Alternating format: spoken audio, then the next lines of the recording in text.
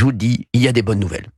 Vous savez, il n'y a pas 36 manières de savoir si une émission prend, si une émission commence à marcher. C'est très simple. Vous attendez, vous faites l'émission, et vous attendez le lendemain matin de vous réveiller et d'attendre les coupures de presse. Et il y a ce qu'on appelle les grands chelems.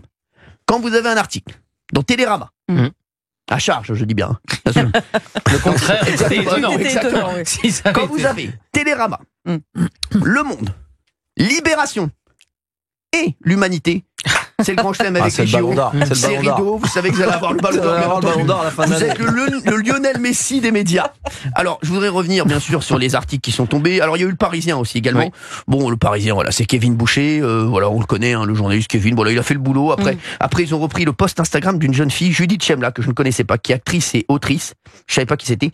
Qui avait dit que les équipes de Cyril Hanouna sont arrivées en une seule consigne, faire campagne pour le RN. Sophie Davant hurler et les a traités de fachos. Alors, on n'a jamais vu Sophie Davant hurler. Hein. D'ailleurs, même dans la vie de tous les jours, après, Sophie Davant non. hurle jamais. Non. Sachez-le, hein, c'est pas le style de Sophie Elle est Davant. douce, Sophie. Bien entendu encore, mais comment on peut inventer des choses comme ça et comment un journaliste peut le reprendre? Et il a dit derrière, bien sûr, du grand n'importe quoi. Sophie n'était même pas au bureau vendredi soir. Cela rajoute de l'huile sur le feu pour rien. Donc voilà, il a fait le boulot. Alors, Télérama. Alors, je ne lis jamais Télérama. Vraiment, Télérama, je ne lis jamais. Et là, je suis tombé dessus parce qu'on me l'a envoyé. C'est Élise Rack, la journaliste. Elle a même dit, alors à un moment, vous savez, hier, j'ai dit que le Standard était un peu calme pour faire une vanne. Et en fait, elle a repris, elle a dit, ils ont même dit, le Standard fut bien calme. Donc elle a repris. Même le second degré, donc ça Ouais, passe c'est pas. ça. D'accord. Voilà. Non, ça a été repris dans Le Monde. C'est Hélène Beck-Mézion. Hélène Beck-Mézion qui a dit ça. En fait, et je voulais dire merci aux auditeurs d'Europe 1, parce qu'hier, on a fait un record d'appels sur Europe 1. Donc merci à vous. Ils ont appelé surtout pour savoir si Gauthier Lebray allait passer son CAP coiffure. mais les gens ont énormément appelé. Ça, c'était dans le Monde. Dans Le Monde, il y avait Hélène Beck-Mézion avec qui je me suis déjà accroché sur Twitter. Je lui ai laissé des messages perso. Elle m'a jamais rappelé. Voilà, elle m'a jamais répondu. Donc elle préfère me répondre dans ses pages du Monde. Voilà.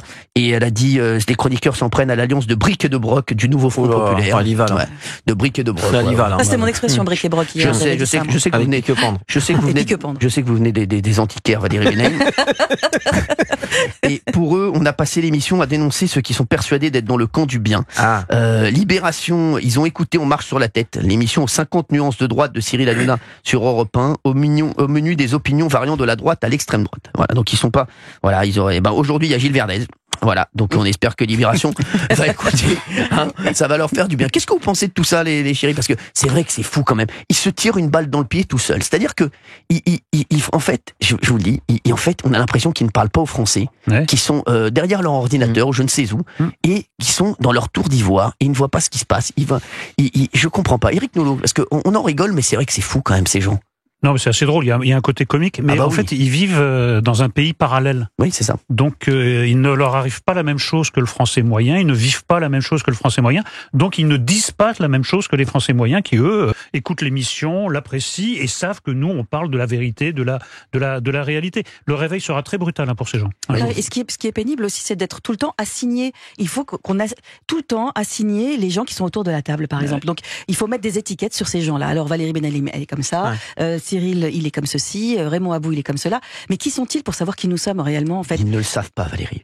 Non, mais c'est très désagréable et très réducteur, en fait. Ils ne veulent pas le savoir. Gilles Verdez. Moi, ce qui me gêne, c'est qu'on a l'impression que les articles sont écrits avant. Exactement. Que l'angle est défini par les boss ou par le journaliste pouvant être choisi par le boss justement parce qu'il écrira ce qu'il faut écrire entre guillemets.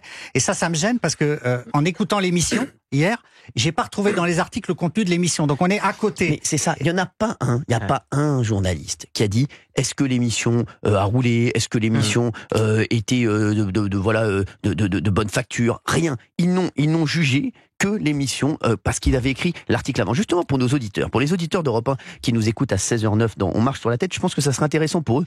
Vous avez travaillé dans de nombreuses rédactions, Gilles Vernet. Est-ce que ça se passe comme ça? Est-ce que vous avez le directeur de la rédaction, le rédacteur en chef qui vous dit il faut mettre une petite cartouche à ce mec-là, il faut envoyer est-ce que ça se passe? Oui, il peut y avoir une ligne éditoriale prédéfinie.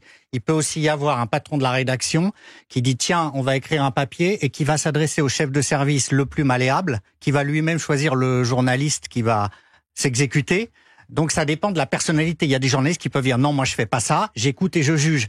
Et il y a des journalistes qu'on choisit parce qu'ils pourront écrire ce que le grand patron voudrait qu'ils écrivent. Et c'est vrai que dans la presse qu'on dit mainstream, il y a des gens qui ont envie d'écrire de manière hostile par rapport à vous, ce qui est dégueulasse. Eh bien, écoutez, continuez à écrire. En tout cas, j'embrasse voilà ces personnes. Donc, Élise Rack, Hélène Beck-Mézian, Adrien Franck et autres. Voilà, continuez, n'hésitez pas et vraiment continuez à nous écouter aussi. Et si vous voulez nous appeler d'ailleurs vous aussi pour donner votre avis sur un sujet, n'hésitez pas. Les journalistes de Libération, de l'Humanité, de Télérama, Standard d'Europe 1, 01 80 20 39 21. On vous attend au standard. N'hésitez pas. Ça vous permettre d'arrêter d'écrire des sottises.